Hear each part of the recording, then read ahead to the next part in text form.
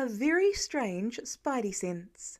Part 4 of the In Other News, the Avengers Don't Know What a Spidey Sense Is series.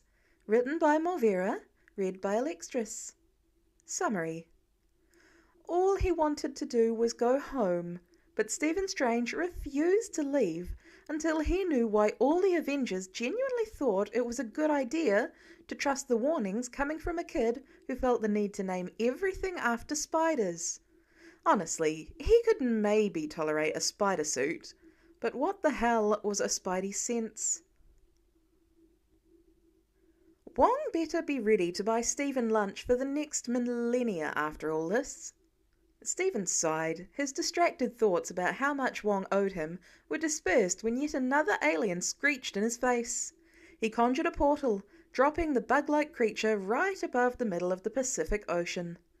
As Stark shot past him, blasting through a clump of the creatures, Stephen decided Wong actually owed him for the next 2 millennia. Maybe 3. Really, what had he expected when Wong informed him the Avengers requested his assistance? Was it professionalism? Some semblance of dignity? A worthy use of his time? Well, whatever he had thought, he was wrong. Stephen grimaced to himself as the sound of Spider-Man's enthusiastic cheer sounded from across the battlefield. The child had barely been able to keep his mouth shut for the last half hour, somehow managing to rival even the great Tony Stark in his ability to infuriate Stephen Strange in seconds. Perhaps his only saving grace, Stephen decided, was that the boy seemed to have quite the eye. He'd been surprised by how often Spider-Man was calling out warnings to his fellow teammates, at first assuming he was simply doing it to feel useful. No doubt that Stark had ordered the boy to stay out of the thick of the fight. Except the strange thing was that the Avengers actually listened. Stephen had barely been able to smother his surprise when Captain America had dutifully stepped to the side at Spider-Man's cry to watch out.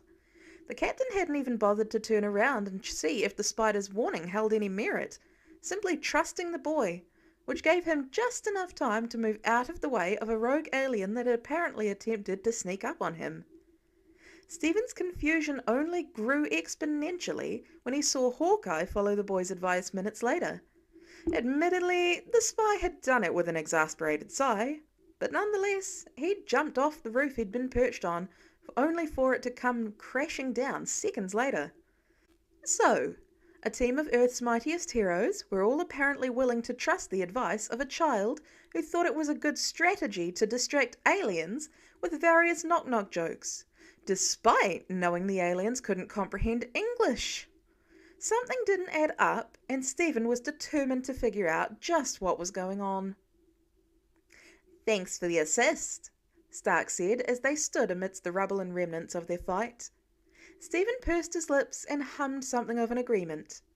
Not that Stark noticed his lack of response. After all, Stephen didn't even need to see beneath his helmet to know Stark's attention was far more occupied with watching the way Spider-Man was peering curiously down at the carcass of one of their defeated foes.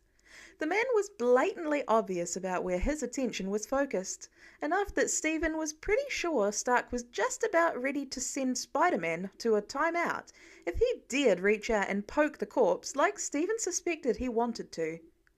"Come on, team," he said instead, startling Spider-Man enough that he drew back from the alien to peer over at them. "Time to head back to the tower."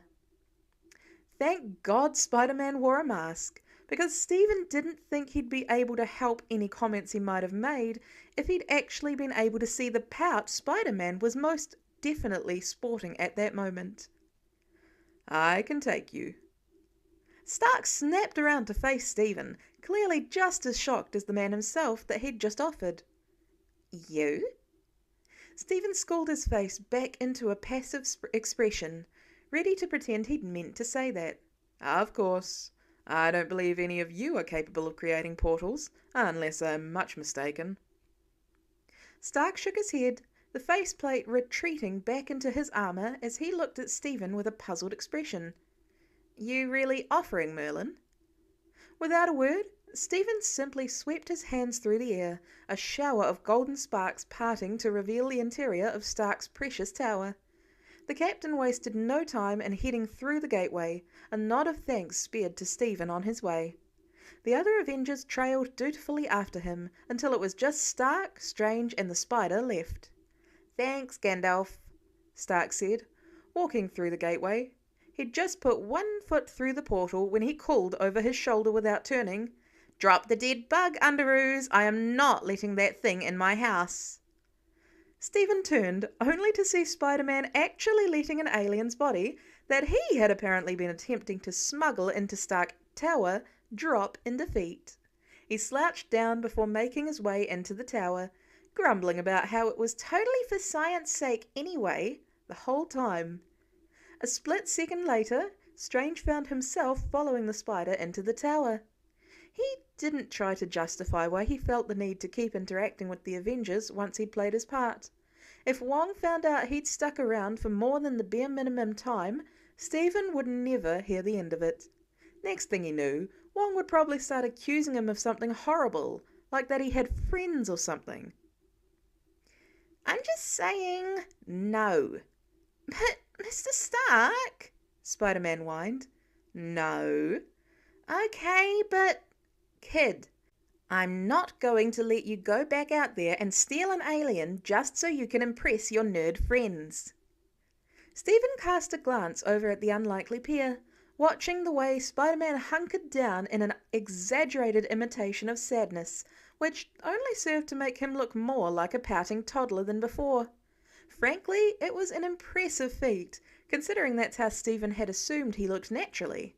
Stark, on the other hand, was determinedly not looking at the teen, instead staring blankly at the mindless television show the other Avengers had put on. When he'd walked into the tower after them, no one had questioned Stephen's presence. Merely an eyebrow or two raised in curiosity before they shrugged and handed him a beer, wordlessly inviting him to join them for their post-battle ritual of doing absolutely nothing. Well, it certainly looked like the captain wanted to do some form of mission debrief, but he appeared resigned to accept that his teammates wouldn't be open to such an apparently awful idea. Instead, he was sat down, leg twitching with unbridled energy.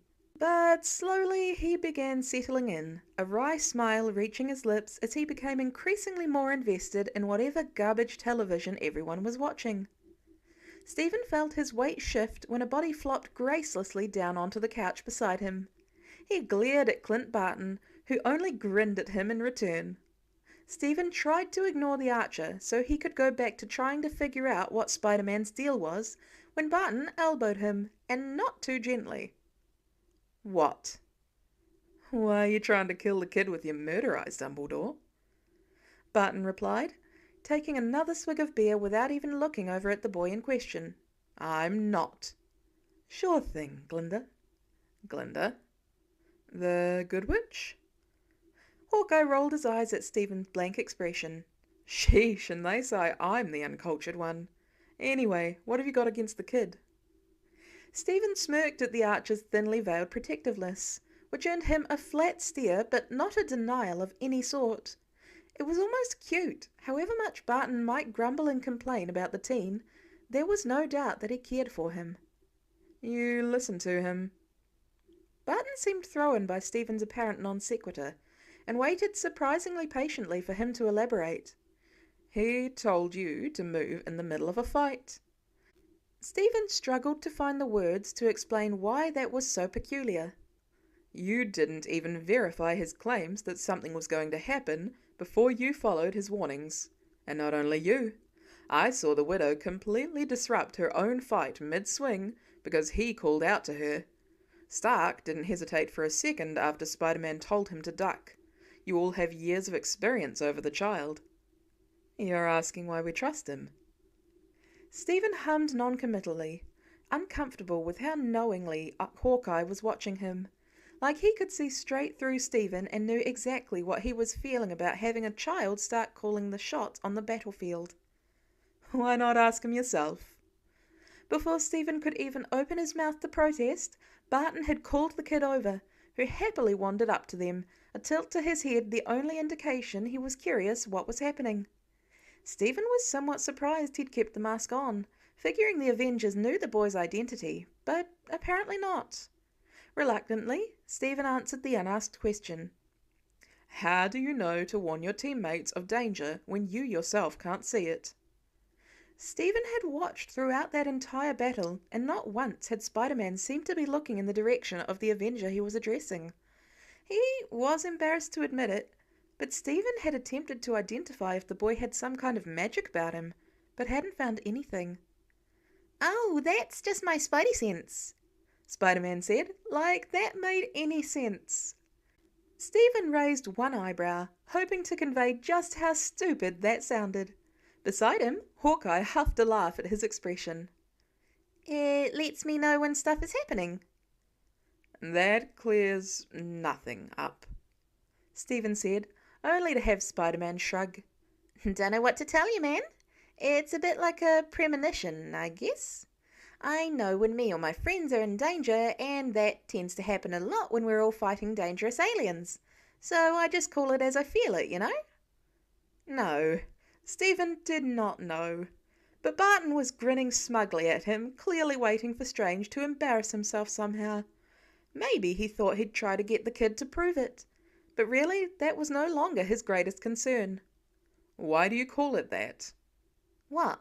Spidey sense? Because that's what it is." "You know spiders can't exactly see into the future, though." Spider-Man looked confused, like no one had ever questioned his gimmick. Stephen sighed.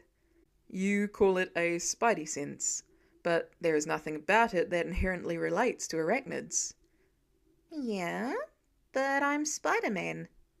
"Yes," he said patiently, as though speaking to a small child, not someone who regularly went out in costume to fight criminals.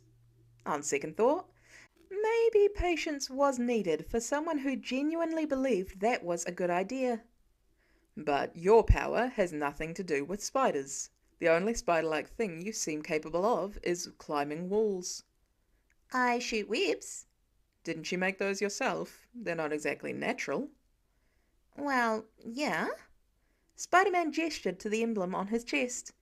"But I'm a spider. It's like my thing." "You're not a spider, though." "Yeah, I am." "No." Barton was grinning widely, watching the two of them as though they were his new favourite show.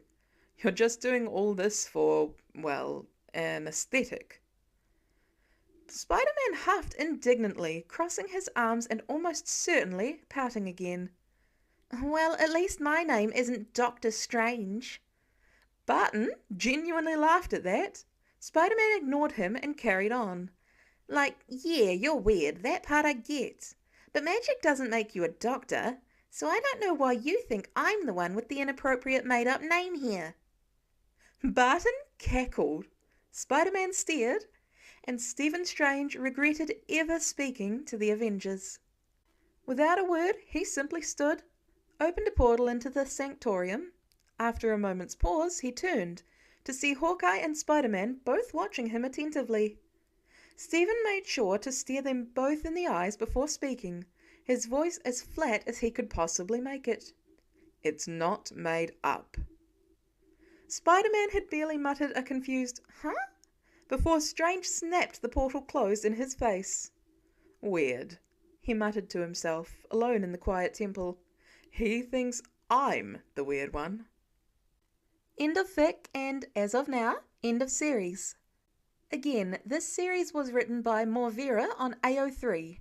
If you enjoyed any of the writing in this, I highly encourage you to head over to their page and please check out some of their other fics. They have so many and they're all equally as funny. Some of them, this series included, have me genuinely cackling while I read them. Have a great night, day, or whatever time it might be for you. Bye-bye!